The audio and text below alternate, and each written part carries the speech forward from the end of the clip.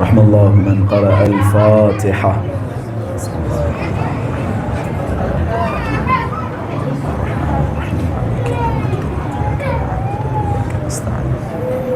الصراط المستقيم صراط الذين أنعمت عليهم غير المغضوب عليهم.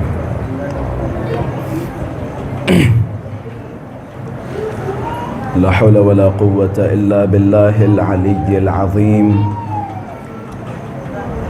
أعوذ بالله من الشيطان اللعين الرجيم. بسم الله الرحمن الرحيم. الحمد لله رب العالمين، والحمد لله الذي نور قلوبنا بمحبة علوية، والحمد لله الذي جعلنا من المتمسكين بولاية المرتضوية، والحمد لله الذي فرض مودته على العربية والعجمية وعلى مبلغ رسالاته الإلهية سيدنا ومولانا ومولى الثقلين جد الحسن والحسين أبي القاسم مصطفى محمد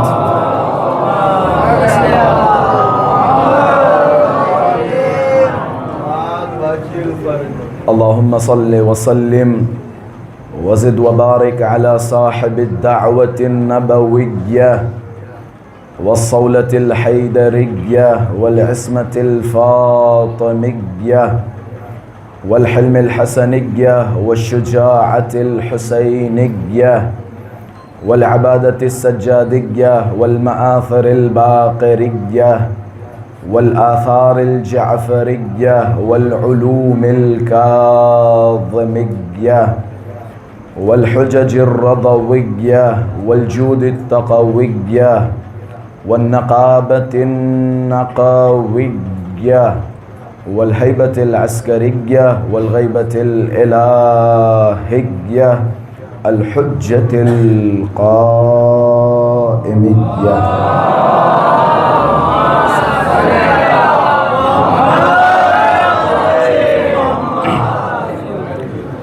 اللهم عجل لوليك الفرج والعافية والنصر، واجعلنا من أعوانه وأنصاره. أما بعد، فقد قال الله تبارك وتعالى في محكم كتابه ومتقن خطابه. بسم الله الرحمن الرحيم.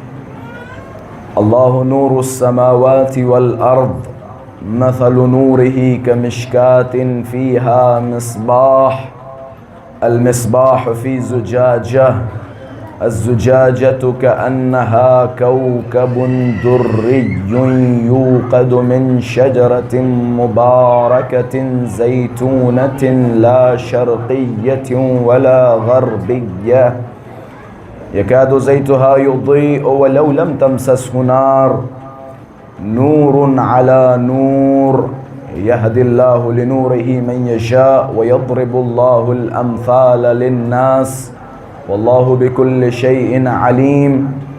في بيوت أذن الله أن ترفع ويذكر فيها اسمه يسبح له فيها بالغدو والآصال. صدق الله العلي العظيم.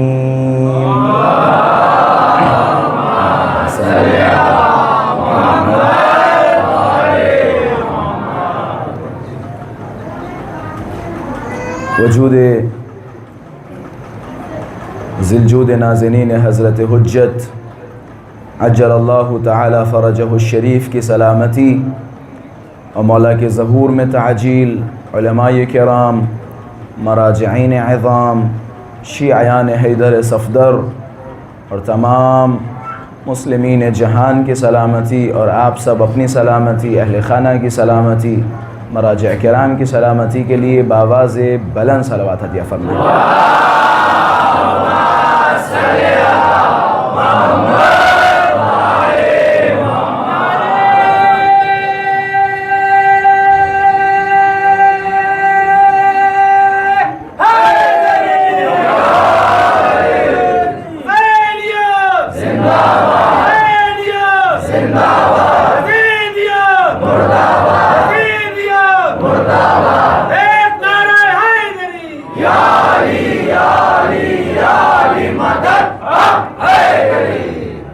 سبحان اللہ۔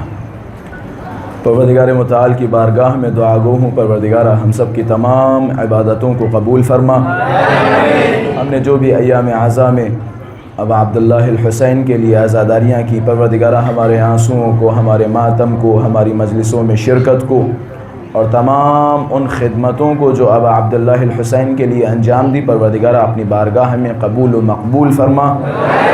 پروردگارہ تمام شیعیان جہان کی حفاظت فرما، بالخصوص نجف، کربلا، سامرہ، کاظمین، مشہد اور قم کی حفاظت فرما۔ پروردگارہ مملکت اسلامی ایران کی حفاظت فرما۔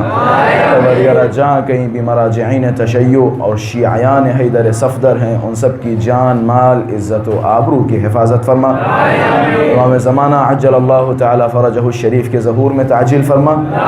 ہم سب کو مولا کے اعوان و انصار میں شمار فرما۔ مولا کی سلامتی اور آپ سب تمام عزاداروں کی سلامتی کے لیے ایک مرتبہ اور ہدیہ صلوات ارشاد فرما۔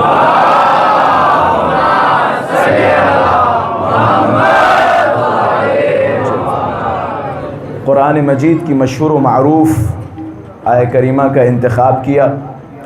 کل بھی میں نے اس آیہ کریمہ کی تلاوت کا شرف حاصل کیا تھا، لیکن وقت نہیں تھا جو اس آیت پہ مزید گفتگو کی جا سکتی۔ نہ میں آپ کے مزاج سے واقف تھا اور نہ آپ ہمارے مزاج سے واقف تھے۔ کل میں نے آپ کا مزاج دیکھا، آپ نے اس حقیر کا مزاج دیکھا۔ ہم نے آپ کے انداز سماعت کو ملاحظہ کیا، آپ نے ہمارے انداز خطابت کو ملاحظہ کیا۔ اب ظاہر سی بات ہے، جان پہچان ہو چکی ہے تو میرا حق بنتا ہے کہ میں اپنی روش پہ آ جاؤں، اس یقین کے ساتھ کہ انشاءاللہ میری باتیں آپ حضرات کے درمیان رائیگاں نہیں جائیں گی۔ قرآن مجید کی مفصل آیہ کریمہ کو فی الحال ایک کنارے رکھتے ہوئے دوسری آیت کی تلاوت کا شرف بھی حاصل کیا، جس میں اللہ تبارک و تعالی ایک گھر کا اشارہ کر رہا ہے۔ پہلے اللہ نے اپنے نور کا تذکرہ کیا اور بتایا اللہ نور السماوات والارض، اللہ زمین اور آسمانوں کا نور ہے۔ میری گزارش ہے اگر آوازیں تھوڑی سی ہلکی ہو جائیں تاکہ مجھے زحمت نہ ہو۔ ایک صلوات پڑھیں محمد و آل محمد کی ذات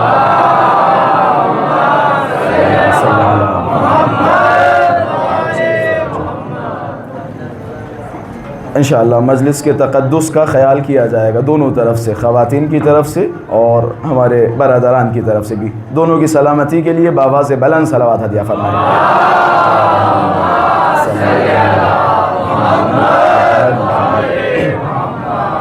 اللہ نے فرمایا اللہ نور السماوات والارض، اللہ زمین اور آسمانوں کا نور ہے۔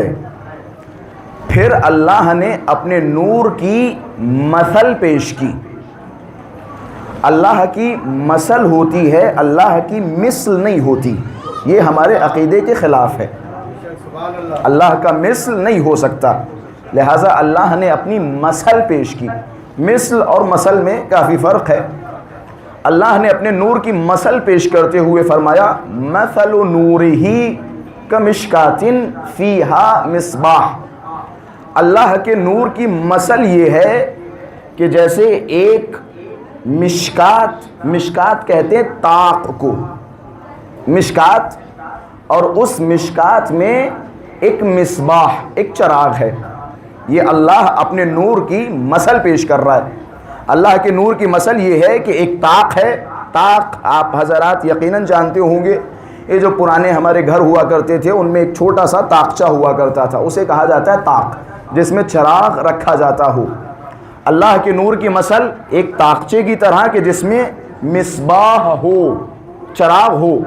مثل نورہ کمشکات فیہا مصباح، المصباح فی زجاجہ، اور وہ چراغ جو طاق میں رکھا ہوا ہے وہ چراغ تنہا طاق میں نہیں ہے، بلکہ اس چراغ کی ایک فانوس نگہبانی کر رہی ہے۔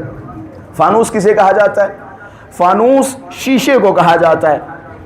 آپ ماشاءاللہ سے علمی بیانات سننے کے عادی ہیں، تو میرا حق ہے کہ میں علمی اور ڈیپ بیانات آپ حضرات کی خدمت میں پیش کروں۔ اللہ نور السماوات والارض مثل نورہ کمشکات فیہا مصباح المصباح فی زجاجہ، اور وہ چراغ جو طاق میں رکھا ہوا ہے، وہ چراغ تنہا طاق میں نہیں ہے، بلکہ اس چراغ کے لیے ایک فانوس ہے۔ فانوس کسے کہا جاتا ہے؟ زجاجہ کسے کہا جاتا ہے؟ زجاجہ کہا جاتا ہے شیشے کو۔ آپ نے پرانے زمانے کی لالٹین دیکھی ہے؟ ایک چراغ جلتا ہے، اوپر ایک شیشے کا کور ہوتا ہے، اسے کہا جاتا ہے فانوس۔ اس چراغ کی مثال یہ ہے کہ وہ طاق میں ہے اور فانوس اس چراغ کی حفاظت کر رہا ہے جو اس چراغ کو بجھنے نہیں دیتا۔ المصباح فی زجاجہ الزجاجۃ کأنہا کوکب دری یوقد من شجرۃ مبارکہ، اور وہ فانوس جو اس چراغ کی حفاظت کر رہا ہے وہ اس طرح ہے کہ جیسے چمکتا ہوا ستارہ، یوقد من شجرۃ مبارکہ۔ پھر فرما رہا ہے اللہ، وہ چراغ جو جل رہا ہے، وہ چراغ جلتا رہتا ہے، دہکتا رہتا ہے، من شجرۃ مبارکۃ زیتونہ، ایک شجرہ مبارکہ سے۔ سبحان اللہ۔ قرآن مجید میں اللہ تبارک و تعالی نے اہل بیت کی تعریف کی، اہل بیت کی شخصیات کو بیان کیا، لیکن میری نظر میں اس آیت سے بہتر اور اس آیت سے جامع کوئی آیت نظر نہیں آتی کہ جس میں تمام اہل بیت اطہار کو اللہ نے شامل کر کے بیان کیا ہو۔ آیت کی خوبصورتی ہے، یوقد من شجرۃ مبارکۃ زیتونیہ لا شرقیۃ ولا غربیہ، نہ کوئی شرقی ہے نہ کوئی غربیہ ہے، یکاد زیتھا یضیء ولو لم تمسسہ نار۔ شاید یہ شروعاتی مقدمہ تھوڑا سا ٹف ہو، تھوڑا سا ہارڈ ہو، لیکن جیسے ہی نتیجہ بیان کروں گا تو یہ ساری چیزیں روز روشن کی طرح آپ حضرات کی خدمت میں واضح و روشن ہو جائیں گی۔ یکاد زیتھا یضیء ولو لم تمسسہ نار، اس چراغ میں جو تیل ہے وہ دہکتا رہتا ہے، جلتا رہتا ہے، اسے جلانے کے لیے کسی آگ کی ضرورت نہیں پڑتی۔ بغیر آگ وہ چراغ ہمیشہ جلتا رہتا ہے۔ یکاد زیتھا یضیء ولو لم تمسسہ نار، نور علی نور، ایک کے بعد ایک نور ہے۔ وَيَضْرِبُ اللَّهُ الْأَمْثَالَ لِلنَّاسِ، بھائی اللہ کا طریقہ تو یہی ہے، اللہ اسی طرح لوگوں کے لیے مثل بیان کرتا ہے، مثالیں بیان کرتا ہے۔ يَهْدِ اللَّهُ لِنُورِهِ مَن يَشَاءُ، اور پھر اللہ اس نور کے ذریعے جسے چاہتا ہے اسے ہدایت دے دیتا ہے، جسے اللہ چاہے اسے ہدایت دے دیتا ہے۔ واللہ بکل شیء علیم، اور بے شک اللہ ہی ہر چیز کا جاننے والا ہے۔ آیت کا ظاہر سی بات ہے لفظی ترجمہ میں نے نہیں کیا، مفہومی ترجمہ آپ حضرات کی خدمت میں پیش کر دیا۔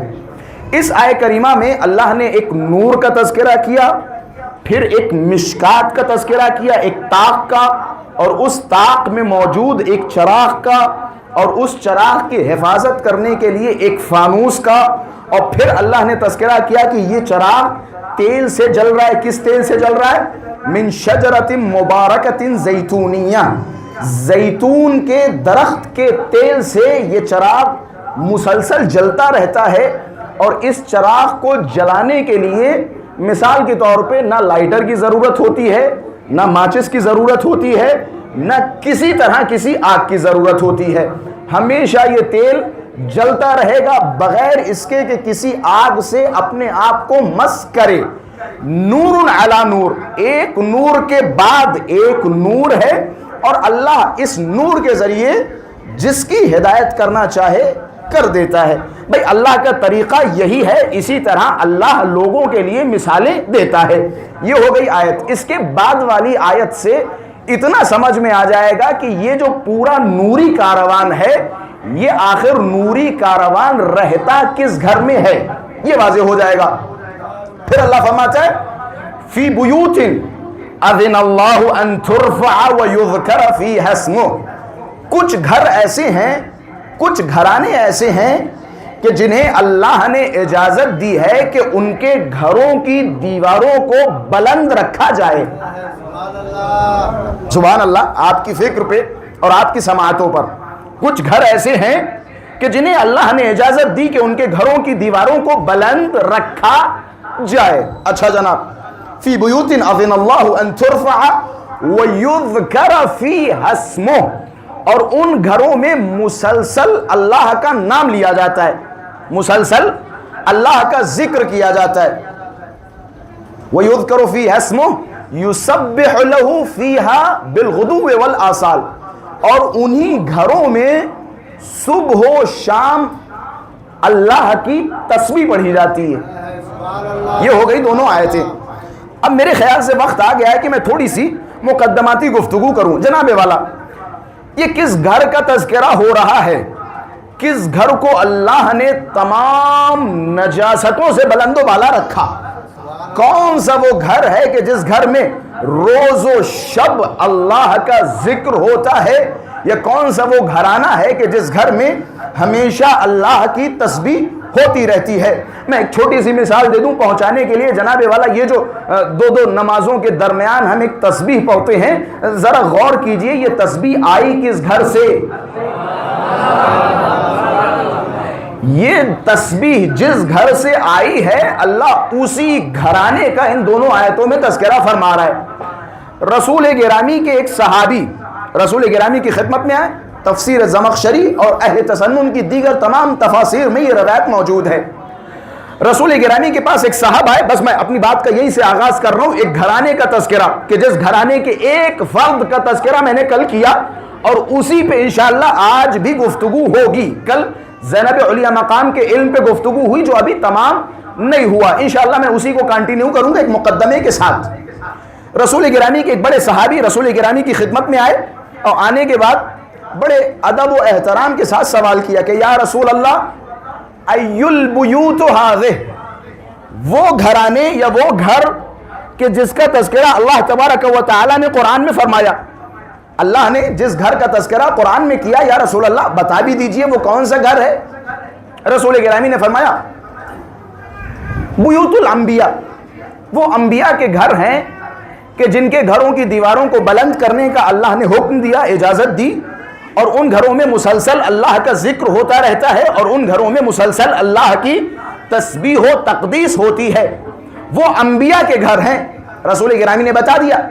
اب ظاہر سی بات ہے جس طرح کا سوال کرنے والا ہوتا ہے اسی کے مطابق جواب دیا جاتا ہے. جیسا سوال کرنے والا ویسا جواب دینے والا، اسی طرح سے جواب دیا جاتا ہے. سوال کرنے والے کی جس قدر معرفت ہوتی ہے جواب اسے اسی قدر ملتا ہے. انہوں نے سوال کیا وہ گھر کون سے ہیں؟ رسول گرامی نے فرمایا بیوت الانبیاء، وہ انبیاء کے گھر ہیں. بات ختم. ایک صاحب اور تھے، بڑے بوڑھے تھے، بزرگ تھے، لمبی داڑیاں تھیں، رسول گرامی سے محبت کرنے والے صاحب تھے. تاریخ نے ان کا نام لکھا. اب میں ظاہر سی بات ہے یہ ممبر کے کچھ تقاضے ہوتے ہیں اور ممبر کا تقدس ہوتا ہے، بعض نام اس ممبر سے اچھے نہیں لگتے. یہ ممبر علی و آل علی کے لیے ہے، بعض نام اس ممبر سے اچھے نہیں لگتے. نام ہے روایات ہیں، لیکن ظاہر سی بات ہے اس ممبر کا تقدس کا خیال رکھتے ہوئے میں ان ناموں کو اس ممبر سے لینا پسند نہیں کرتا. ایک صاحب کھڑے ہوئے، میں نے لفظ بزرگ استعمال کر دیا، میرے خیال سے اسی سے آپ کو پہنچ جانا چاہیے تھا. ایک بزرگ کھڑے ہوئے کہ یا رسول اللہ، اب ظاہر سی بات ہے ایک محاورہ ہے اردو زبان میں، چور کی داڑھی میں تنکا، جسے شک ہوتی ہے وہ ظاہر سی بات ہے اب ان کے پیٹ میں کھولن مچی ہوئی ہے. رسول گرامی نے بتا دیا بیوت الانبیاء، وہ انبیاء کے گھر ہیں. جواب لے کے چلے جاتے، ضرورت کیا تھی کسی بات کو کھودنے کی. لیکن انہیں پتا ہے کہ رسول گرامی کچھ تو چھپا رہے ہیں، کچھ تو چھپا رہے ہیں. اب انہیں جوش چڑھا، رسول گرامی کی خدمت میں گئے اور کہنے لگے یا رسول اللہ کیا آپ نے جو جواب دیا وہ مکمل جواب ہے؟ رسول گرامی نے فرمایا میں نے جواب دے دیا، آپ جا سکتے ہو. لیکن وہی بات ہے اب ان کے دل میں تو کچھ چل رہا تھا وَأَشَارَ إِلَى بَيْتِ عَلِي وَفَاطِمَةَ، انہوں نے سر کھجاتے ہوئے علی و فاطمہ کے گھر کی طرف اشارہ کیا، اور اشارہ کرنے کے بعد فرمایا کہ یا رسول اللہ کیا یہ گھر بھی انہی گھروں میں سے ہے؟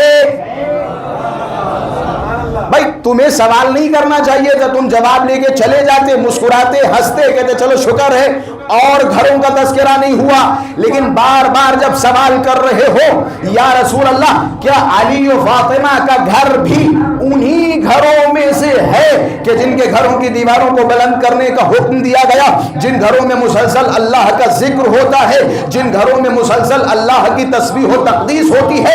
اب جیسے ہی سوال کیا، اب ظاہر سی بات ہے رسول گرامی کا اب حق بنتا ہے کہ اس کا جواب دیں۔ جیسے ہی سوال کرنا تھا رسول گرامی کے چہرے پہ مسکراہٹ آئی، حضرت نے یہ نہیں فرمایا کہ یہ گھر بھی انہی گھروں میں سے ہے، بلکہ فرمایا بل من افاضلھا، کہ یہ گھر نہ صرف یہ کہ انبیاء کے گھروں میں سے ہے بلکہ تمام گھروں میں سب سے افضل اگر کوئی گھر ہے تو وہ علی و فاطمہ کا گھر ہے۔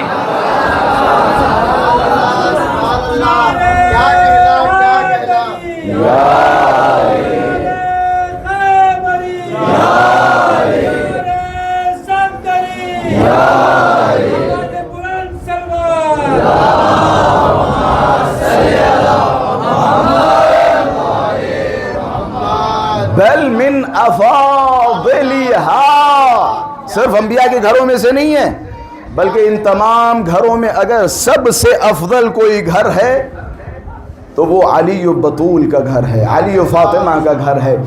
یہی وہ گھرانہ ہے کہ جس کی مثال اللہ قرآن مجید میں ایک نور کی مثل دے کے فرما رہا ہے۔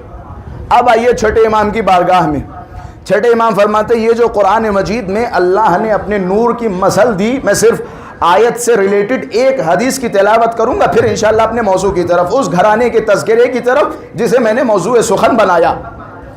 چھٹے امام فرماتے کہتے اللہ نے اپنے نور کی مثل دی کہ یہ جو اس قرآن کی آیت میں مشکات ہے، المشکات ہی جدتی فاطمہ، اس آیت کریمہ میں طاق سے مراد ہماری جدہ فاطمہ ہے، مصباح هو الحسن والزجاجہ هو الحسین، یہ جو چراغ سے مراد ہے وہ حسن مشتبہ کی ذات ہے، والزجاجہ اور فانوس سے جو مراد ہے وہ امام حسین شہید کربلا کی ذات ہے۔ یعنی جناب سیدہ کو کیا بیان کیا گیا؟ طاق۔ طاق کسے کہا جاتا ہے؟ طاق کسے کہا جاتا ہے؟ جس میں چراغ کو جگہ ملے۔ میں الفاظ کو بدل کے کہوں، طاق کہتے ہیں چراغ کی پناہ گاہ۔ قرآن کی آیت ہے، مولا کے الفاظ ہیں، میرا صرف ایک تجزیہ ہے جو اپنے الفاظ میں آپ کی خدمت میں قرآن اور حدیث کو پیش کر رہا ہوں۔ طاق میری جدہ فاطمہ کی ذات ہے، مصباح حسن مشتبہ کی ذات ہے، زجاجہ حسین شہید کربلا کی ذات ہے۔ یعنی اس تین جملے کا نتیجہ یہ نکلتا ہے کہ وہ ذات جو مصباح اور زجاجہ کے لیے پناہ گاہ ہے، وہ ذات جو پناہ دینے والی ہے، یا میں الفاظ کو تھوڑا سا اور بدلوں، اسی آیت میں جائیے، امامت کا بھی تذکرہ ہے، نبوت کا بھی تذکرہ ہے، لیکن طاق کسے کہا گیا؟ جناب سیدہ کی ذات کو۔ یعنی پناہ گاہ کس کی ذات ہے؟ جناب سیدہ کی ذات ہے۔ تو میں یہ جملے کہہ سکتا ہوں، امامت اور نبوت کی پناہ گاہ کو زہرا کہا جاتا ہے۔ الفاظ میں اگر تھوڑی بہت کمی رہ گئی ہو تو آئیے جناب والا میرے ساتھ حدیث قصہ کی طرف آئیے۔ جناب سیدہ کو میں نے دعوے کے ساتھ کہا کہ جناب والا امامت اور نبوت کی پناہ گاہ، پناہ دینے والی ذات کس کی ہے؟ جناب صدیقہ کی ذات ہے۔ آپ کو دلیل چاہیے؟ حدیث قصہ کی طرف آئیے۔ رسول گرامی تھکے ہارے جناب سیدہ کے گھر میں داخل ہوئے اور فرمانے لگے، انی اجد فی بدنی ضعفا، اے میری بیٹی فاطمہ، میں اپنے بدن میں کمزوری محسوس کر رہا ہوں۔ بھوپال والے سوال کریں گے، یا رسول اللہ اگر آپ اپنے بدن میں کمزوری محسوس فرما رہے ہیں تو جائیے کسی ڈاکٹر کے پاس، کسی طبیب کے پاس۔ میں نے پناہ گاہ، منبع یا مأجا کسے بیان کیا ہے؟ جناب سیدہ کی ذات کو بیان کیا ہے۔ ملجا جناب سیدہ کی ذات ہے۔ رسول گرامی جناب سیدہ کے گھر پہ آگے فرما رہے ہیں انی اجد فی بدنی ضعفا، میں اپنے بدن میں کمزوری محسوس کر رہا ہوں، ضعفت محسوس کر رہا ہوں۔ ہاتھوں کو جوڑوں گا، یا رسول اللہ بدن میں کمزوری تھی، ڈاکٹر کے پاس جاتے، طبیب کے پاس جاتے، جناب سیدہ کی چادر کی طرف کیوں آ رہے ہیں؟ جناب سیدہ کی چادر میں کیوں داخل ہو رہے ہیں؟ گویا رسول گرامی بتانا چاہ رہے ہیں کہ زمانے والوں سن لو، جب امامت یا نبوت کمزوری محسوس کرے تو شفا فاطمہ کی چادر سے ملتی ہے۔ مشکات ہی فاطمہ، ملجا پناہ گاہ، امامت و نبوت کی جڑ بنیاد جناب صدیقہ کی ذات ہے۔ جناب صدیقہ کی ذات ہے کہ جس نے نبوت و امامت کو پناہ دی، ایسی پناہ دی، میں نے کل اشارہ کیا تھا کہ رسول گرامی کو یہ کہنا پڑا، یا فاطمہ، یا فاطمہ، اے میری بیٹی فاطمہ، انت ام ابیہا یا انت ام ابیک، اے میری بیٹی فاطمہ تم نے ایسی میری مجھے پناہ دی یا ایسا میرا خیال رکھا کہ آج مجھے کہنا پڑ رہا ہے کہ اے میری بیٹی فاطمہ تم اپنے باپ کی ماں ہو، تم اپنے باپ کی ماں ہو۔ نبوت و امامت کی پناہ گاہ کسے کہا جاتا ہے؟ جناب سیدہ کی ذات کو کہا جاتا ہے۔ جناب والا آئیے اسی دہلیز پر اس آیہ کریمہ کے اور بھی الفاظ ہیں جو انشاءاللہ آنے والی مجلسوں میں ایک ایک کر کے بیان کرتا چلوں گا انشاءاللہ۔ میں نے تذکرہ کیا ایک گھرانے کا، اور کل میں نے اسی گھرانے کے ایک فرد کا ذکر کیا کہ جسے زینب کہا جاتا ہے، باپ کی زینت۔ اور انشاءاللہ ان 4 دنوں کی مجلسوں کا موضوع میں کوشش کروں گا جناب زینب سلام اللہ علیہا کی ذات ہی رہے۔ جناب زینب سلام اللہ علیہا کا علم کے لیے بس ایک جملہ کافی، امام جو وحی الہی کے بغیر کلام نہیں کرتا۔ آپ کہو گے جناب ایسی بات؟ جی جناب ایسی ہی بات ہے۔ رسول گرامی نے فرمایا، رسول گرامی کے بارے میں اللہ نے کیا فرمایا؟ وما ينطق عن الهوى ان هو الا وحی یوحا۔ ماشاءاللہ سے یہ مجلسوں کی برکت ہے کہ ہمیں بہت ساری آیتیں حفظ ہو جاتی ہیں، بہت ساری حدیثیں حفظ ہو جاتی، تو یہ بھی آیت میرے خیال سے مجالس کی برکات میں سے ہونی چاہیے اور حفظ ہونی چاہیے۔ رسول گرامی کے لیے کیا فرمایا؟ وما ينطق عن الهوى ان هو الا وحی یوحا۔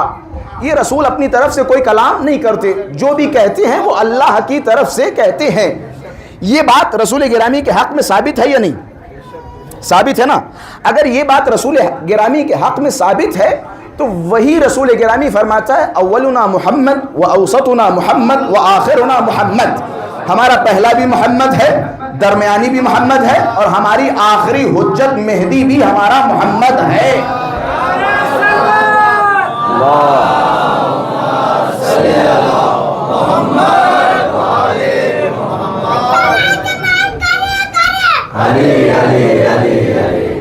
تو اس کا مطلب تو یہ ہوا نا کہ جناب والا جو صفات محمد مصطفیٰ میں پائی جاتی ہیں وہ ساری کی ساری صفات اہل بیت اطہار میں پائی جاتی ہیں۔ اب اگر امام سجاد کوئی لفظ کہیں تو گویا یہ لفظ صرف امام سجاد کے دہن مبارک سے نہیں نکلا، بلکہ یہ لفظ رسول گرامی کے دہن مبارک سے نکلا، اور جو لفظ رسول گرامی کے دہن مبارک سے نکلے وہ لفظ یقیناً جبرائیل کے دہن مبارک سے نکلا، اور جو لفظ جبرائیل کے دہن مبارک سے نکلا ہو طبعاً وہ لفظ اللہ تبارک و تعالیٰ کے دہن مبارک سے نکلا۔ تو یہ گواہی جو امام سجاد کی ہے، یہ گواہی در حقیقت امام سجاد نہیں بلکہ خدا کی گواہی ہے زینب علیہ مقام کے حق میں۔ ٹھیک ہے، یہ بات اپنے ذہنوں میں رکھیں، یہ گواہی صرف امام کی نہیں بلکہ اللہ تبارک و تعالیٰ کی ہے۔ کس کے حق میں؟ زینب علیہ مقام کے حق میں۔ کل میں نے علم لدنی کا تذکرہ کیا۔ علم لدنی کسے کہا جاتا ہے؟ علم لدنی وہ علم جو خدا کی طرف سے ہو، جس میں تھرڈ پارٹی کی کوئی شرکت نہ ہو، ڈائریکٹ خدا کی طرف سے علوم آئے، اسے علم لدنی کہا جاتا ہے۔ امام سجاد کی گواہی کیا تھی زینب علیہ مقام کے حق میں؟ یا عمہ انت بحمد اللہ عالمۃ غیر معلمہ وفہمۃ غیر مفہمہ. اے میری پھوپھی زینب، الحمدللہ الحمدللہ آپ ایک ایسی عالمہ ہیں کہ جسے کسی نے سکھایا نہیں. آپ ایک ایسی عالمہ ہیں جسے کسی نے پڑھایا نہیں. آپ ایک ایسی عالمہ ہیں جو کسی سے کچھ پڑھنے نہیں گئی. یہ آپ کی تعریف ہے. اچھا جناب، یہ ہو گئی جناب زینب کی ذات. میں نے علم پہ مختصر گفتگو کی تھی. علم غیب جناب زینب سلام اللہ علیہا بھی بیان کیا تھا. معاملہ یہ ہے کہ جناب جس گھر کا میں تذکرہ کر رہا ہوں، یا جس گھرانے کی میں بات کر رہا ہوں، اس گھرانے کی کیفیت کچھ یہ ہے کہ جب کسی نے ابو الفضل عباس پہ انگلی اٹھائی کہ جناب والا ابو الفضل عباس کا علم کیسا تھا، کم تھا یا زیادہ تھا، جیسے ہی انگلی اٹھائی تو امام صادق گواہی دیتے ہوئے نظر آئے. امام صادق نے فرمایا ان العباس ابن علی، یا ایک اور روایت ہے انہو زق العلم زقہ، یہ آل محمد کے گھرانے کا امتیاز ہے. پوری کائنات میں آپ چلے جائیے، اگر بھوپال میں کسی بچے نے اسکول میں شرکت کی ہوگی تو اسے ڈگری ملے گی. اسکول میں شرکت کی ہوگی تو اس کے پاس علم ہوگا. کالجز میں شرکت کی ہوگی تو اس کے پاس کالج کا علم ہوگا یا ڈگری ہوگی. لیکن اگر جناب والا کوئی شرکت نہ کرے، گھر پہ بیٹھا رہے، اپنے کاموں میں مصروف ہو جائے، ڈگری گھر چل کے تو آئے گی نہیں، یا سوتے ہوئے علم نصیب تو ہوگا نہیں. ظاہر سی بات ہے کسی معلم کے پاس جانا پڑے گا، کسی مدرس کے پاس جانا پڑے گا، کسی حوزے میں جانا پڑے گا، کسی یونیورسٹی یا کسی اسکول میں جانا پڑے گا. یہ فطرت انسانی کا تقاضا ہے، یہ نظام کائنات ہے کہ بغیر سیکھے کچھ حاصل نہیں ہوتا. لیکن اس گھرانے کا تذکرہ کچھ جدا ہے. امام گواہی دیتے ہوئے نظر آتے ہیں، کہتے انہو زق العلم زقہ. آپ نے دیکھا ایک پرندہ، ایک چوزا، اس کی ماں یا اس کا باپ کیا کرتا ہے پرندے کا؟ جب چوزا چھوٹا ہوتا ہے تو پرندہ کیا کرتا ہے؟ پرندہ چاروں طرف گھومتا ہے. گھومنے کے بعد اپنی چونچ میں کچھ رزق لے کے آتا ہے. میں زقہ کا معنی سمجھانے کے لیے یہ مثال دے رہا ہوں. زقہ کا معنی سمجھانے کے لیے پرندہ اپنی چونچ میں کچھ آذوقہ لے کے آتا ہے، اور لانے کے بعد وہ جو اس کے چھوٹے چھوٹے سے بچے ہوتے ہیں، چوزے ہوتے ہیں، انہیں فیڈنگ کرتا ہے. فیڈ کرتا ہے. کیسے فیڈ کرتا ہے؟ اپنی چونچ اس بچے کی چونچ میں ڈال کے اپنی حلق کا دانہ اس بچے کی حلق میں ڈالتا ہے. اسے کہا جاتا ہے عربی زبان میں زقہ. اب میرے خیال سے میں اپنی بات صحیح طریقے سے آپ حضرات تک پہنچاؤں گا. مولا کیا فرماتے ہیں؟ انہو، یعنی یہ جو آل محمد کی شخصیات ہیں، زق العلم زقہ، انہیں علم سکھایا نہیں، بلکہ جیسے ہی یہ پیدا ہوتے ہیں انہیں علوم گھٹیوں میں پلائے جاتے ہیں. انہیں علوم گھٹیوں میں پلائے جاتے ہیں. انہیں پلائے جاتے ہیں. یہی وجہ ہے جب کسی نے اشارہ کیا ابو الفضل عباس کی طرف کہ جناب والا مولا عباس اتنے پڑھے لکھے نہیں تھے، نعوذ باللہ من ذالک. مولا عباس شجاع تھے، بہادر تھے، سب کچھ تھے، لیکن اتنے پڑھے لکھے نہیں تھے. تو ایک کیا خوبصورت ایک عالم دین نے مثال دی کہ نبی امام تشریف فرما تھے. آل محمد کے علوم کو سمجھنے کے لیے بس یہی کافی. آپ کے پاس کچھ پہنچا ہو یا نہ پہنچا ہو، روایتیں پہنچی ہوں یا نہ پہنچی ہوں، لیکن اس کا ہرگز یہ مطلب نہیں بنتا کہ ان کے پاس نعوذ باللہ علوم کی کوئی کمی ہے. میرے خیال سے اس سے بہتر مثال کوئی نہیں ہو سکتی. اس سے بہتر مثال کوئی نہیں ہو سکتی. نبی امام کے پاس ابو ہاشم جعفری گئے. امام تشریف فرما تھے. امام گفتگو فرما رہے تھے. ایک سائل آیا، فار ایگزامپل اس نے عربی میں سوال کیا، نبی امام نے عربی میں جواب دیا. پھر ایک سائل آیا، اس نے فار ایگزامپل فارسی میں سوال کیا، امام نے فارسی میں جواب دیا. دیکھیں امام فارسی کے ساتھ آپ والی بھی فارسی جانتے ہیں، آپ گھبرائے نہیں، آپ کی بھی فارسی جانتے ہیں. پھر کوئی صحابہ مثال کے طور پہ دنیا کی مختلف زبانوں میں سوال کرتے رہے، امام اس کا جواب دیتے رہے. ابو ہاشم جعفری کھڑے، شاک ہو گئے، پریشان ہو گئے، تعجب میں پڑ گئے کہ مولا یہ کیا معاملہ کیا ہے؟ جو آدمی آپ کے پاس آ رہا ہے، جس زبان میں سوال کر رہا ہے، آپ اسے اسی زبان میں جواب دے رہے ہیں. مولا نے فرمایا ابو ہاشم جعفری تمہیں تعجب ہے؟ کہ جی مولا تعجب ہے، آپ اتنی زبانوں پہ مسلط ہیں؟ مولا نے فرمایا ٹھیک ہے زمین پہ جھکو۔ ابو ہاشم جعفری زمین پہ جھکے۔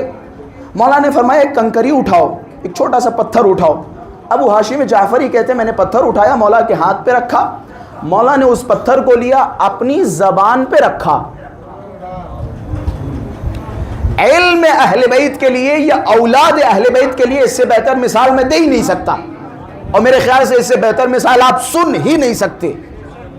امام نے دہن مبارک میں کنکر رکھا، کنکری نکالی، ابو ہاشم جعفری کے ہاتھ پہ رکھی کہ ابو ہاشم جعفری بسم اللہ، اس کنکری کو اپنے منہ میں رکھو۔ ابو ہاشم جعفری کہتے ہیں جیسے ہی میں نے اس کنکری کو اپنے منہ میں رکھی، فی الفور 70 زبانوں پہ مسلط ہو گیا۔ فی الفور 70 زبانوں پہ مسلط ہو گیا۔ اب میں دیکھیں پوری سماعتوں کا طالب ہوں اس جملے پہ جو میں بیان کرنے والا ہوں، فی الفور 70 زبانوں پر مسلط ہو گیا۔ بھئی قصہ آپ کے حوالے، قصہ آپ نے سن لیا، اب نتیجہ میرے حوالے، نتیجہ میں بیان کروں گا۔ ذرا غور کریں اور سوچیں، وہ جو آل محمد کے بچوں کے اوپر انگلیاں اٹھاتے، ان کے علوم کے اوپر انگلیاں اٹھاتے، ان کے شعور کے اوپر انگلیاں اٹھاتے، ان کے لیے اس سے بہتر مثال نہیں ہو سکتی۔ ذرا سوچو، غور کرو، اگر نوے امام کے پاس کوئی غیر معصوم آئے اور وہ امام اپنا لعاب دہن کنکری کے ذریعے اسے منتقل کرے تو وہ فی الفور 70 زبانوں پہ مسلط ہو جائے، اما اس کے بارے میں کیا کہو گے کہ جس نے پیدا ہوتے ہی علی کی زبان چوسی ہو؟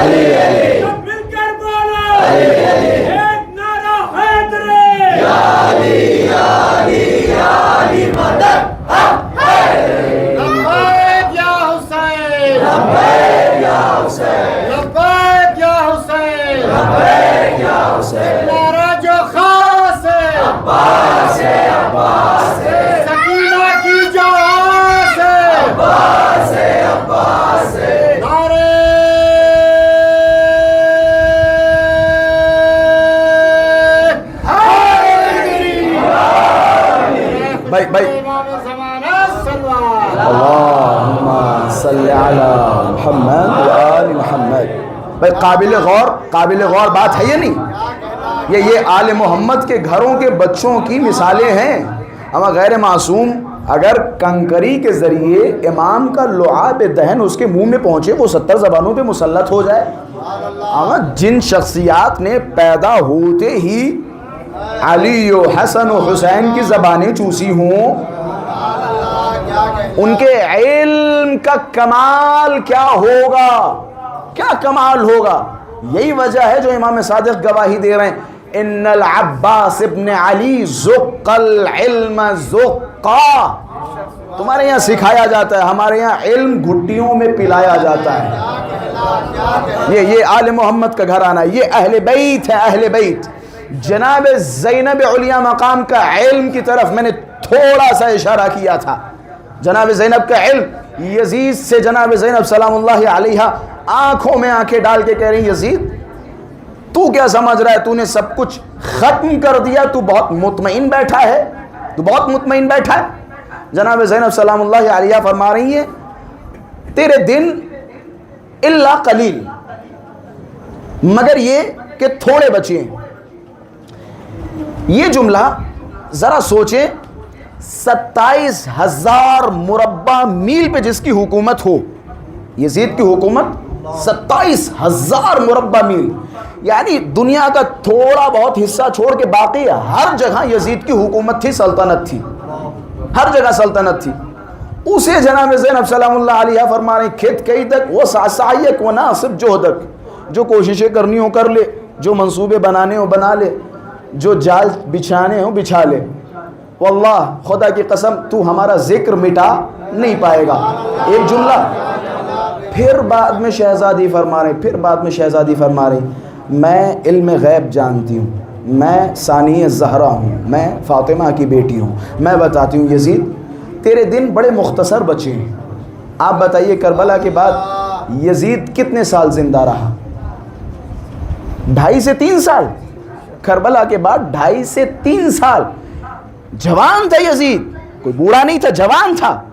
یہ جناب زینب سلام اللہ علیہا کا علم تھا کہ جس کے تحت جناب زینب نے بتایا کہ تو جلدی جانے والا ہے، تیرے دن بہت کم بچے۔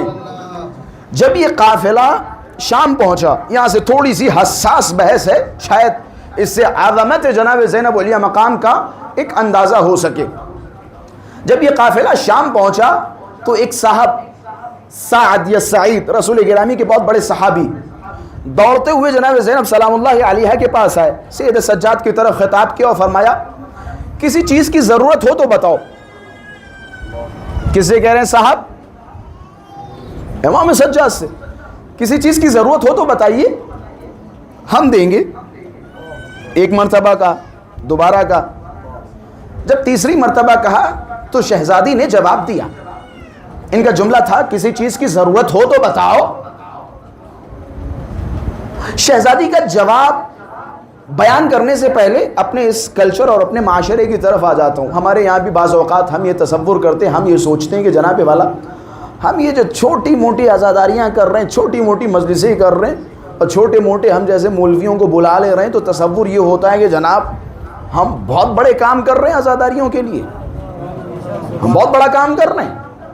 گویا ہم یہ سمجھتے ہیں کہ جناب والا ہم امام حسین پہ احسان کر رہے ہیں، ہم امام حسین کے زخموں پر اپنے آنسوؤں کے ذریعے مرہم لگا رہے ہیں۔ بہت بہت فخر ہوتا ہے نا، بہت گھمنڈ ہوتا ہے۔ ان تمام باتوں کو اپنے ذہن میں رکھ کے پھر جناب زینب سلام اللہ علیہ کا جواب سنیے گا۔ جواب کیا ہے کہ شہزادی کسی چیز کی ضرورت ہو تو بتائیے۔ پہلے تو شہزادی نے اپنی حیثیت بتائی کہ ہم کون ہیں اور تم کس سے اس طرح سے خطاب کر رہے ہو، ہم ہیں کون۔ روایت کے جملے، خدا کی قسم قربان جاؤ جملوں پہ۔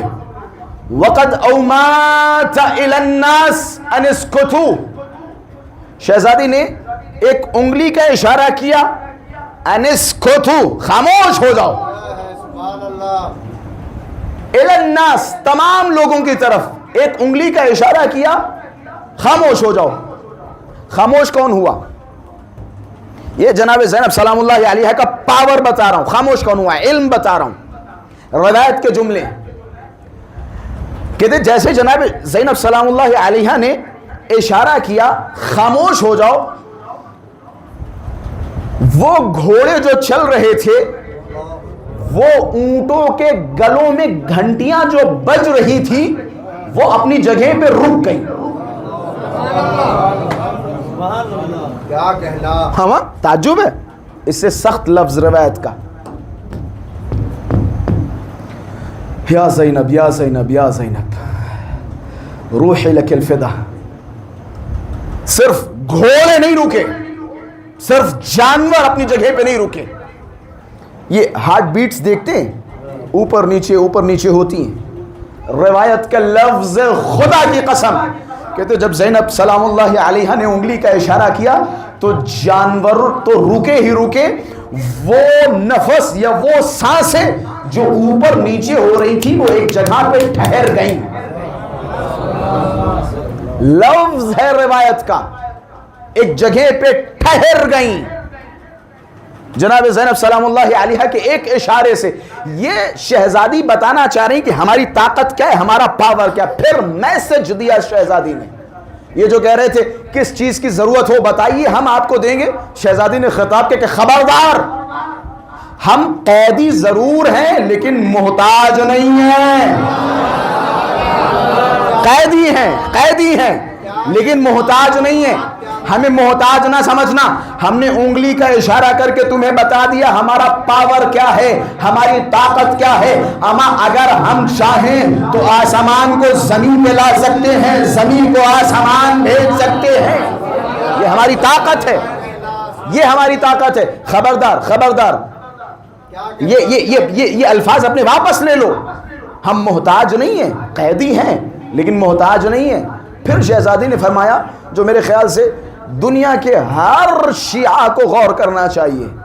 شہزادی نے فرمایا اے سعد یا سعید، تم اپنے درجات یا اپنی ترقی کے لیے ہماری خدمت کرنا چاہو تو کرو، اپنی ترقی کے لیے ہماری خدمت کرنا چاہو کرو، ہم پہ احسان کرنے کی کوشش نہ کرنا.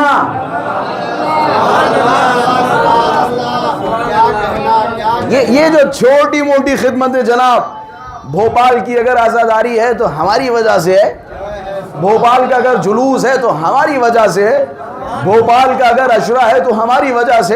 اما جب تم نہیں تھے تب بھی عزاداریاں تھیں، تم ہو تب بھی عزاداریاں ہیں، آپ نہیں رہو گے تب بھی عزاداریاں رہیں گی. میرے خیال سے اس سے بڑا تو جملہ ہو ہی نہیں سکتا. بعد حسین جب زینب علیہ مقام نے یزید کے دربار میں عزاداری برپا کر دی ہو، یزید کے دربار میں جب عزاداری کی اجرا ہوئی ہو، عزاداری برپا ہوئی ہو، تو ہماری اور آپ کی حیثیت کیا ہے، ہماری آپ کی اوقات کیا ہے؟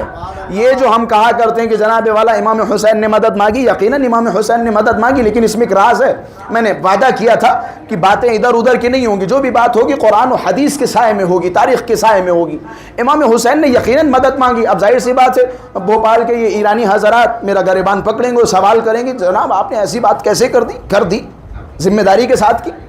امام حسین نے روز عاشورہ ایک آواز بلند کی تھی. امام حسین کی آواز کیا تھی؟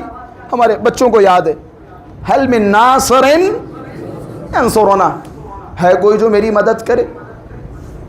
ہاں بھائی، امام حسین نے مدد مانگی تھی. جناب زینب سلام اللہ علیہ فرما رہی ہے ہم قیدی ضرور ہیں، محتاج نہیں ہیں، تم اپنی ترقی کے لیے ہماری خدمت کرنا چاہو کرو، ہم پہ احسان نہ کرو. امام حسین مدد مانگ رہے ہیں، قصہ کیا ہے؟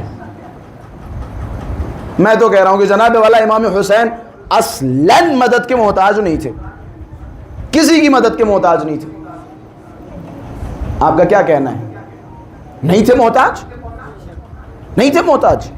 ہم ملائکہ چاروں طرف سے کھڑے، جنہ کھڑے، یوسف، زکریا، نوح، آدم صفے لگا کے کھڑے، یا ابا عبداللہ الحسین، بس آپ ایک اشارہ کیجئے، اشارہ کیجئے، ہم لڑیں گے، آپ اشارہ کیجئے. ملائکہ دانت پیس رہے ہیں، انبیاء کھڑے رو رہے ہیں، موسیٰ کا حال برا ہے، عیسیٰ پریشان ہے، ابراہیم پریشان ہے، اسماعیل پریشان ہے، اسحاق پریشان ہے. یا ابا عبداللہ الحسین اجازت دیجئے. میرا مولا فرمان نہیں، یہ تمہاری جنگ نہیں ہے، ہماری جنگ ہے، انسانوں کی جنگ ہے. کربلا ہمیں معجزات کے ذریعے نہیں لڑنی ہے. اگر معجزے کے ذریعے لڑنی ہوتی تو میرے بچے اصغر کی مسکراہٹ کافی تھی. معجزے کے ذریعے نہیں لڑنی، معجزے کے ذریعے نہیں لڑنی. اجنہ صفے لگائے کھڑے ہیں، یہ معارف کربلا ہے، معارف عاشورہ ہے. اجنہ صفے لگائے کھڑے، یا ابا عبداللہ الحسین ہمیں اجازت دیجئے، اجازت دیجئے. میں نے روایتیں پڑھی، خدا کی قسم، اجنہ امام حسین کے پاس آئے روتے ہوئے، بلبلاتے ہوئے کہ مولا ہم آپ کو اس طرح سے قتل ہوتا ہوا نہیں دیکھ پائیں گے، مولا اجازت دیجئے. اجنہ نے ایک لفظ کہا کہ مولا یہ جو آپ نے ابھی حکم دیا نا کہ ہٹ جاؤ، لڑو نہیں، جاؤ، اگر یہ حکم امامت نہ ہوتا لخالفناک، تو ہم آپ کی مخالفت کر دیتے. پرابلم تو یہی ہے کہ یہ حکم امامت ہے، ہم مخالفت بھی نہیں کر سکتے، ہم آپ کو اس طرح سے شہید ہوتے ہوئے نہیں دیکھ سکتے، مولا ہم مجبور ہیں. آپ نے حکم امامت فرمایا. جبرائیل عصر عاشور اپنے دونوں پروں کو حسین کے اوپر لہرا رہے ہیں. حسین پیاسا ہے، حسین بھوکا ہے، 3 دن سے پانی نہیں پیا. جبرائیل کا کلیجہ تھرا رہا ہے. جبرائیل اپنے پروں کو پھیلائے حسین پہ سایہ کر رہے ہیں. تلوار چلاتے چلاتے میرے مولا نے جبرائیل کی طرف نظر کی کہ جبرائیل میرے امتحان میں کمی نہ ہونے دے، اپنے پروں کو ہٹاؤ. حسین کا امتحان ہے، حسین کسی کی مدد نہیں لے گا، کوئی غیبی مدد نہیں لے گا، وگرنہ حسین اشارہ کرتے سبحان اللہ، حسین اشارہ کرتے. وہ کیا یہ جو پانی کے لیے بچے تڑپ رہے تھے، پانی خود حسین کے پاس آتا؟ کیا خوب کسی نے کہا پانی تو حضرت شبیر کو درکار نہ تھا، ورنہ خود شمر کے خنجر سے ابلتا پانی خود آتا۔ امام حسین کو ضرور، یہ ہے میرا موقف۔ اب جناب والا سوال، یہ جو امام حسین نے روز عاشورہ آواز استغاثہ بلند فرمائی، هل من ناصر ینصرنا، کون ہے جو اس حسین کی مدد کرے؟ ایک طرف تو آپ فرما رہے حسین محتاج نہیں، دوسری طرف امام حسین روز عاشورہ مدد مانگ رہے۔ اگر جناب زینب سلام اللہ علیہا کا جواب ذہنوں میں ہو، میں قرآن سے سمجھاؤں گا۔ قرآن میں اللہ تبارک و تعالی ایک مقام پہ فرماتا ہے من ذا الذی یقرض اللہ قرضا حسنا، تم میں سے کون ہے جو اللہ کو قرضہ دے؟ سبحان اللہ۔ مسلمانوں کی توحید گڑبڑائی نہیں؟ اللہ کو قرضہ عقیدہ توحید کے خلاف ہے یا نہیں؟ اللہ محتاج قرضہ نہیں ہے، اللہ قرضے کا محتاج ہے۔ اللہ فرما رہے تم میں سے کون ہے جو اللہ کو قرضہ دے، یہ قرآن کی آیت ہے۔ اچھا جناب، تم میں سے کون ہے جو اللہ کی مدد کرے؟ سبحان اللہ، یہ بھی قرآن کی آیت ہے۔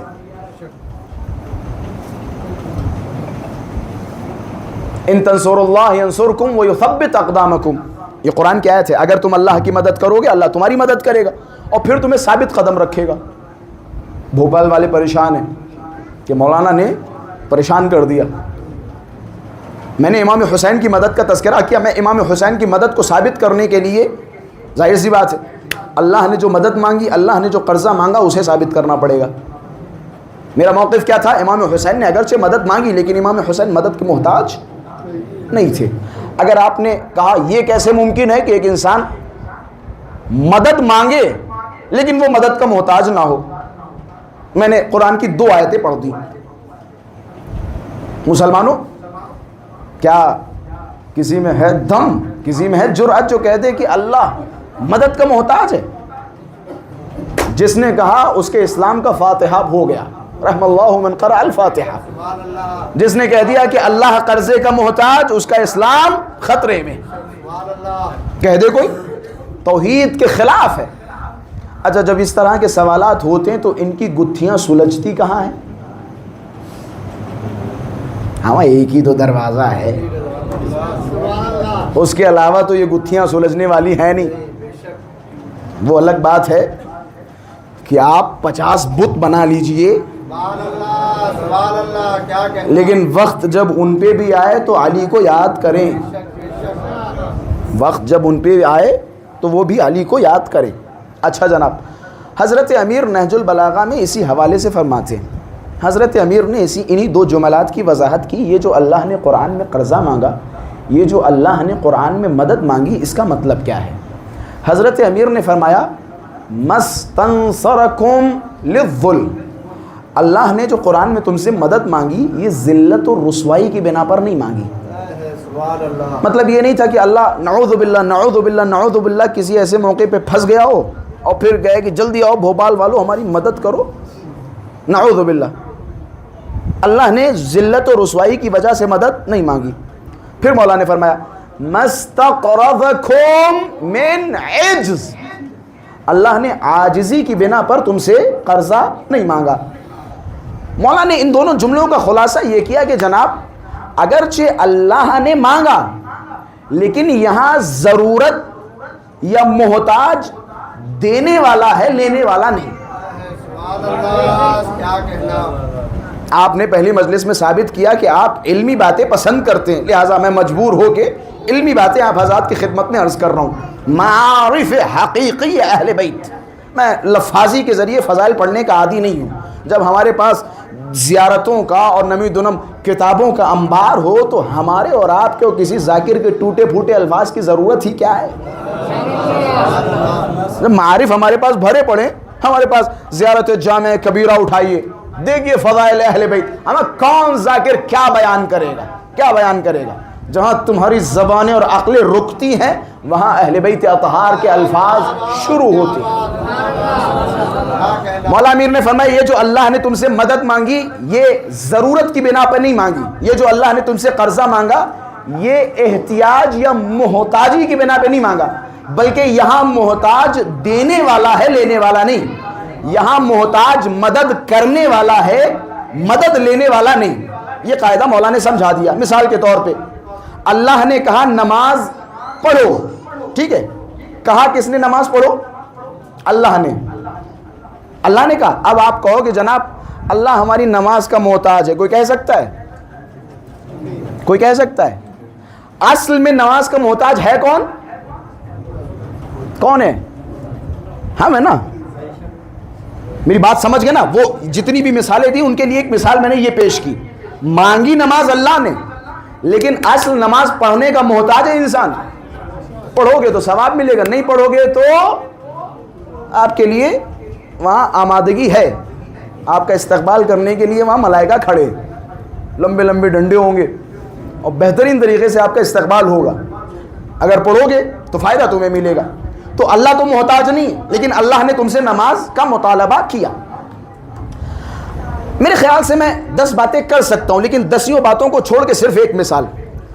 روز عاشورہ امام حسین نے فرمایا حل من ناصر ینصرنا، ہے کوئی جو میری مدد کرے؟ مدد کرنے والوں کے نام گنیے: جون، وہب قلبی، حبیب ابن مظاہر، میں دھیرے دھیرے آخری نام لینے جا رہا ہوں، مسلم بن اوسجہ، سعید، حر، حر۔ مدد کس نے کی؟ حر نے۔ مانگی کس نے مدد؟ پہنچے نہیں پہنچے؟ پہنچانا پڑے گا۔ مدد مانگنے والا کون ہے؟ حسین۔ مدد کرنے والا کون ہے؟ حر۔ مدد ہوئی کس کی؟ اما جو رات میں لعنت اللہ علیہ ہو، صبح ہوتے ہوتے علیہ السلام ہو جائے۔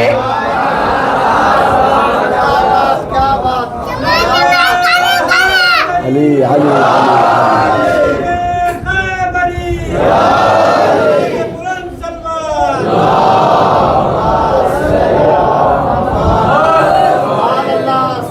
بات واضح ہوئی ہے نہیں واضح ہوئی؟ مدد حسین نے مانگی، مدد کی کس نے؟ حر نے۔ امام حسین کو کیا فائدہ ہوا؟ حر گئے امام حسین کے ساتھ جا کے شہید ہو گئے۔ اگر حر نہ جاتے 72 کی جگہ 71 شہید ہوتے۔ امام کو تو شہید ہونا ہی تھا۔ حر نے کیا کیا؟ حر نے در حقیقت اپنی مدد کی، اپنی مدد کی، اپنی مدد کی۔ یہی تو جناب زینب سلام اللہ علیہ سمجھانا چاہ رہی تھی۔ ہم قیدی ہیں، مجبور نہیں ہیں، محتاج نہیں ہیں۔ تم اپنی ترقی کے لیے ہماری خدمت کرنا چاہو تو کرو، ہم پہ احسان کرنے کی کوشش نہ کرو۔ تم ہم پہ رو رہے ہو۔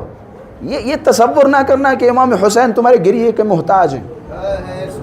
ٹھیک ہے، ہم مجلسوں میں کہتے ہیں کہ جناب والا شہزادی آنسو لینے آتی ہیں، لیکن ہرگز اتنا سا بھی یہ وہم و گمان نہ ہے کہ جناب والا تمہارے یا ہمارے آنسوؤں کی محتاج ہیں شہزادی۔ یہ تو تمہاری خوش نصیبی ہے کہ تمہارے ان آنسوؤں کو لے کے شہزادی موتیوں میں تبدیل کر دے، یہ تمہاری خوش قسمتی، تمہاری خوش قسمتی۔ وگرنہ امام حسین پہ رونے والوں کی کمی نہیں ہے۔ میرا مولا فرماتا ہے کامل الزیارات ابن قولوی قمی، 1000 سال پرانی کتاب، لکھتے ہیں 4000 ملک عند قبر الحسین شعث وغبر، 4000 ملائکہ امام حسین کی قبر کے چاروں طرف بیٹھے ہوئے ہیں۔ ان کی حالت یہ ہے کہ ان کے کپڑے پھٹے ہوئے ہیں، ان کے کپڑوں پہ مٹی لگی ہوئی ہے۔ یبکون علی الحسین الی یوم القیامہ، جن کا کام صرف یہ ہے کہ وہ قیامت تک امام حسین پہ روتے رہیں، گریہ کرتے رہیں۔ ہمارے تمہارے گریے کی کیا حیثیت، ہمارے تمہارے گریے کی کیا اوقات؟ یہ تو ان کا لطف و کرم ہے، یہ ان کی عطا ہے، یہ ان کی نظر رحمت ہے جو تمہارے ان آنسوؤں کو وہ قبول کر رہے ہیں۔ میں نے شاید اسی سال عشرے میں بھاؤ نگر میں مثال دی تھی. آپ سوچیں امام حسین آپ کے اس گریوں کو کس حد تک پسند کرتے ہیں. خدا نہ کرے ہمارے یہاں کسی کا انتقال ہو جائے, کوئی صاحب, کوئی ریلیٹیو, کوئی رشتہ دار جا کے کھڑے ہو جائیں, جب رونا نہ آتا ہو, آنکھوں میں آنسو نہ آتے ہوں, چاروں طرف دیکھیں اور سر جھکا کے چلا کے رونے لگے, ہائے فلاں صاحب چلے گئے, فلاں صاحب مر گئے, ہائے فلاں صاحب کے ساتھ یہ ہو گیا, چلانے لگے, آنسو نہ آتے ہوں, تو پڑوسی کھڑا جوان دوسرے کے کان میں کہے گا میں دیکھ رہا ہوں کتنی ریاکاری کر رہا ہے. ایسا ہے یا نہیں؟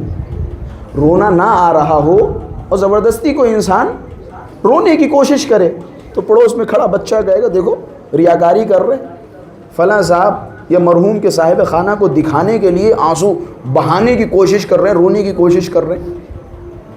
ہم یہی کہیں گے نا کہ فلاں صاحب ریاکاری کر رہے ہیں, یہی کہتے ہیں نا. قربان جاؤں حسین کی رحمت پر, دنیا جسے ریاکاری کہتی ہے نا, امام حسین فرماتے ہیں آؤ ہم تمہیں اس کا بھی ثواب دیں گے. رو, اگر رونا نہ آتا ہو تو رونے جیسا منہ بناؤ, ہم تمہیں اس کا بھی ثواب دیں گے. یہ ہے ان الحسین مصباح الہدی و سفینۃ النجاہ. حسین ہدایت کا چراغ ہے, نجات کی کشتی ہے. حسین کی کشتی میں جو سوار ہوا اسے نجات جلدی ملے گی. میں نے تذکرہ حسین کی ہمشیرہ, حسین کی بہن کہ جس نے اپنی ماں کی طرح اپنے بھیا کا دامن نہیں چھوڑا, جس طرح سے شہزادی فاطمہ عمر بھر مشقتوں کا سامنا کرتی رہیں, لیکن ان کے لبوں پہ ایک جملہ تھا, ما ترکناک یا ابن الحسن.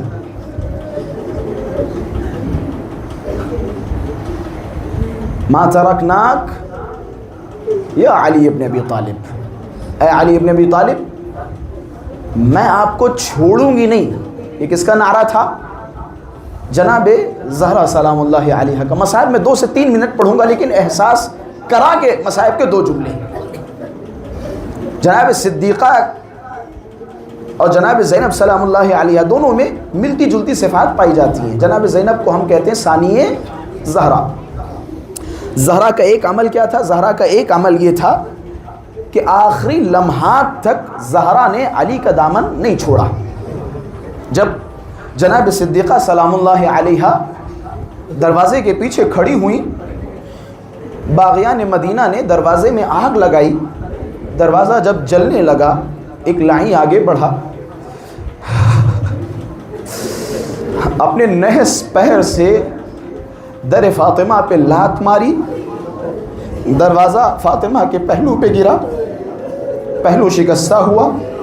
فضا آئی, اے فضا میرا محسن شہید ہو گیا. فضا میری پسلیاں ٹوٹ گئیں. بس میں شہزادی کے مصائب نہیں پڑھنا چاہ رہا تھا لیکن جملے آ گئے. فضا میری پسلیاں ٹوٹ گئیں. جیسے فضا نے سنا نا, فضا نے جیسے ہی شہزادی کو اٹھانے کی کوشش کی ایک جملہ فرمایا کہ اے فضا این ابا الحسن, ذرا مجھے یہ بتاؤ علی کہاں ہیں. جعل الحبل فی عنقہ ویجر الیہ.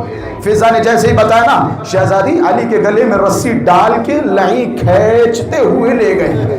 روایت کے الفاظ ہیں زہرا اپنی جگہ سے کھڑی ہوئی, پہلو شکستہ ہے, محسن شہید ہو چکا ہے.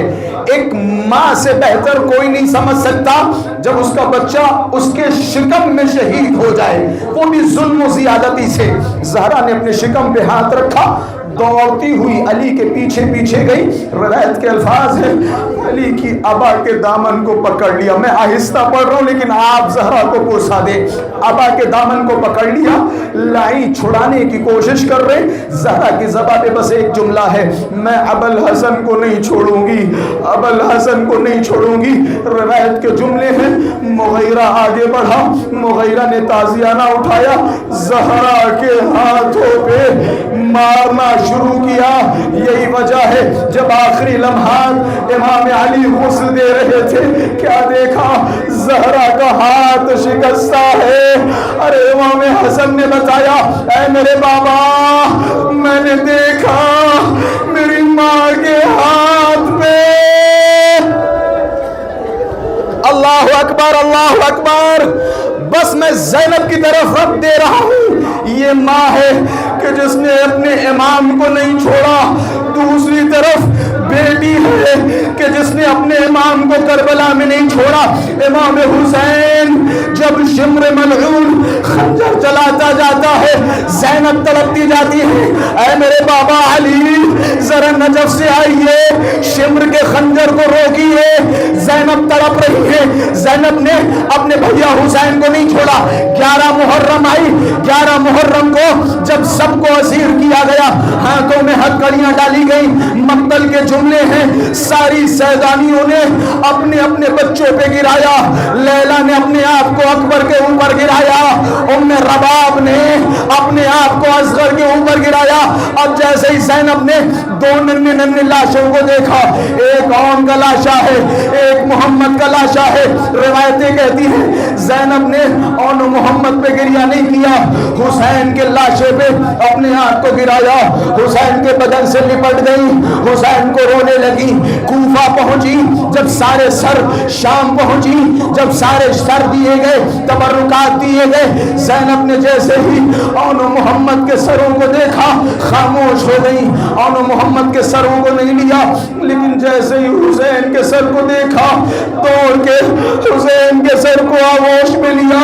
ایک جملہ فرمایا اے میرے بیٹے اون اے میرے بیٹے محمد تجھ پہ رونے کے لیے تیری ماں زندہ ہے. میں اس پہ روؤں گی جس کی ماں نہیں ہے. بس ازادارو آخری جملہ میرا گریہ اس پہ ہوگا جس کی ماں نہیں ہے لیکن ایک ماں ہے جس کا کلیجہ بچوں کے لیے تڑپتا ہے. روایت کے جملے ہیں جب یہ لوٹا ہوا قافلہ مدینے پہنچا نا عبداللہ قریب آئے. عبداللہ نے ہاتھوں کو جوڑا کہ اے زینب میں نے سنا ہے کہ تو نے اون محمد پہ گریہ نہیں کیا اون محمد پہ نہیں روئی. زینب نے تسلی کے ساتھ عبداللہ کو بٹھایا کہ عبداللہ ذرا بتا میں حسین پہ گریہ کرتی یا اون محمد پہ گریہ کرتی. ارے اس پہ گریہ کرتی جسے 12 ضربوں میں مارا گیا یا اون محمد پہ گریہ کرتی. مقتل کی کتابیں کہتی ہیں جب زینب تھک ہار کے بیٹھ گئی اپنے گھر میں پہنچی کہ زینب کی آنکھوں کی روشنی ختم ہو گئی تھی. دیوار کا سہارا لے کے 2 ننھے مسلوں کو اٹھایا. آخر ماں کا بھی کلیجہ ہے کہتے مسلوں کو اٹھایا. ایک اون کا مسلح ایک محمد کا مسلح دونوں مسلوں کو کلیجے سے لگایا. اے میرے بیٹے محمد اے اون تیرے بغیر ماں کا جینا دشوار. اے بیٹے مجھے معاف کرنا یہ ماں تجھ پہ رو نہ سکی یہ ماں تجھ پہ آنسو نہ باز.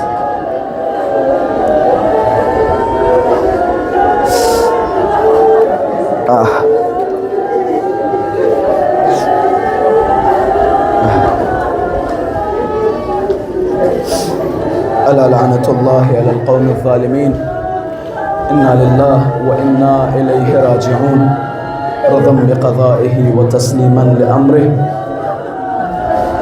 اللهم كل وليك الحجة ابن الحسن صلواتك عليه وعلى آبائه في هذه الساعة وفي كل الساعة وليا وحافظا وقائدا وناصرا ودليلا وعينا حتى تسكنه أرضك طوعا وتمتعه فيها طويلا. ربنا تقبل منا إنك أنت السميع العليم. مات حسين.